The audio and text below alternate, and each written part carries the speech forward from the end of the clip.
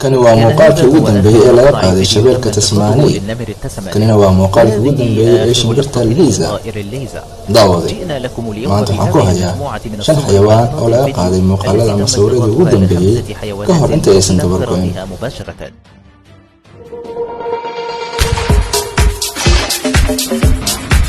5. الدولفين باكي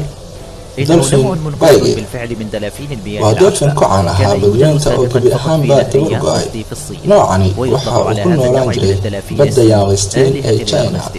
دولفين كنوعها أي لو يقاني نانيستا إلهيدا ياغستين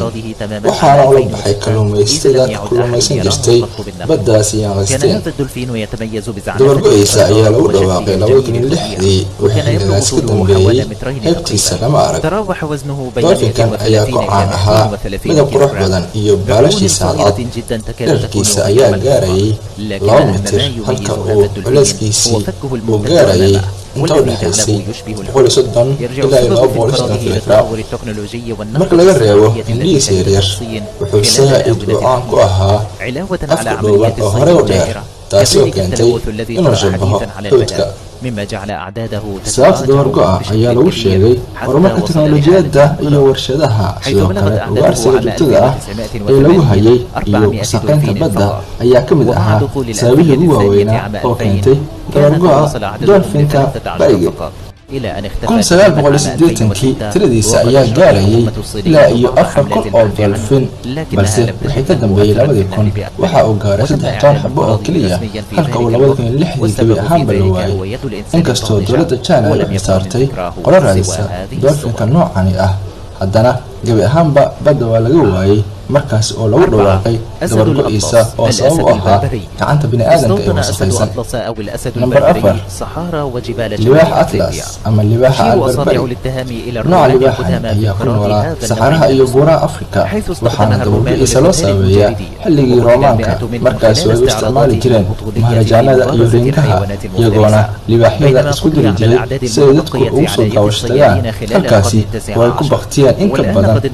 xabo halka tirada yar ee harsaneed lagu dabargooyay ugaarsi qarnigii 19aad wuxuuna dabargo'ay 1920kii libaaxii ugu dambeeyey ayaa lagu dilay Morocco 1922 waxaana dilay nin ugaarsada ah oo u dhashay dalka Faransiiska sawirkanna waa kii ugu dambeeyey ee laga qaaday libaaxa loo yaqaan libaaxa atlas waxaa kaloo lagu waramaa in libaaxani uusan dabargo'in balse uu faraciisa galay noocyo kale oo libaaxyada ka mid ah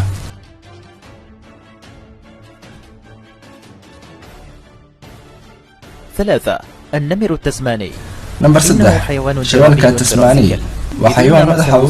إيجا أما دوعدا بس وحو عام كو يحي مدك دميريكا يودي لمها دير قوية له دبرك الدنباء وحانا قولولك أجرا كدواد مسمتر حلقة وليسكيسا لو قياسي 60 كيلوغرام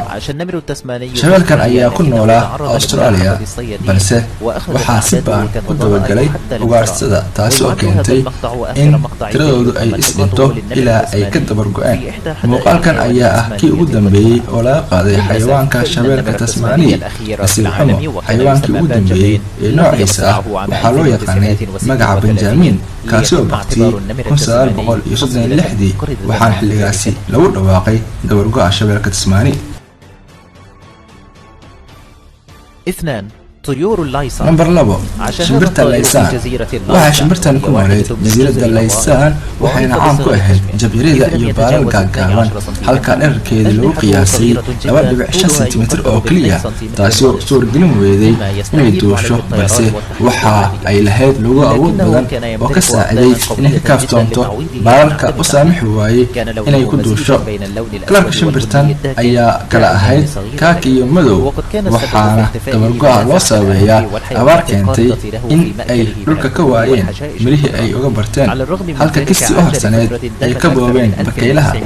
si kastaba shimbirtan ayaa awood u yeelatay inay noolaato in ka badan 1900 oo sano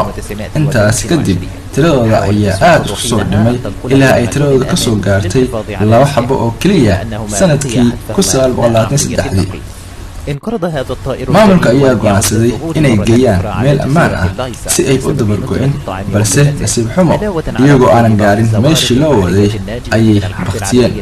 intaas kadib shimbirtan ayaa laga waayay jasiiradda Laysaan, halka inta u dhaxaysay 1943 ilaa 1944 raadin lagu hayay, balse gebi ahaanba heebtooda la waayay, taasi oo keentay in la shaaciyo dabargo'a shimbirta loo yaqaan Laysaan oo ku nooleed Australia. Number 2 shabeelka Farisi waa nooc ka mid ah kuwa ugu muuqaalka weyn shabeellada, wuxuuna ku noolaan jiray galbeedka Aasiya, gaar ahaan kaymaha koonfureed ee badda Qazwiin, sidoo kale meelo ka mid ah bartamaha qaaradda Aasiya. waana shabeelka labaad ee ugu muuqaalka weyn marka laga reebo shabeelka Tanqali, waxaana hubaal ah inuu qaabkiisa yahay mid la yaab leh. nasiib xumo waxa uu la kulmay ugaarsi ba'an bilowgii qarnigii 20aad, taasi oo keentay in tirada shabeelka Farisi uu hoos u dhac ku yimaado. 1970kii qaar ka mid ah saynisyahanada ayaa u kacay raadinta nooca xayawaankan, balse way